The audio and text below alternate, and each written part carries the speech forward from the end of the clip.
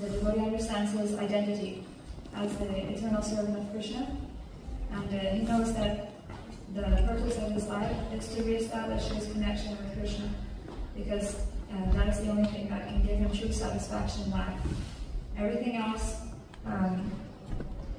any kind of sense gratification that we can get with our material senses, they can't actually satisfy us.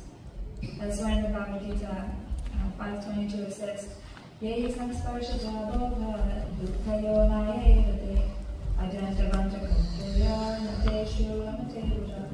That an intelligent person, he doesn't take part in the senses, or he doesn't take part in sense gratification, knowing well that such activities, they have a beginning and an end. They're all temporary. And they're actually the sources of misery. So, yeah, an intelligent person doesn't take part in such activities. Because this is the nature of sense enjoyment. Although it may seem palatable, pleasurable in the beginning, but it's very temporary, it doesn't last long, and yet it ends in misery. This is the nature of sense enjoyment. Just like if you want to eat something nice, then if you have a nice cake, then it tastes good in the beginning, but there's only so much cake that you can eat. It's very temporary and limited. And then, if you eat too much, then afterwards you feel bad.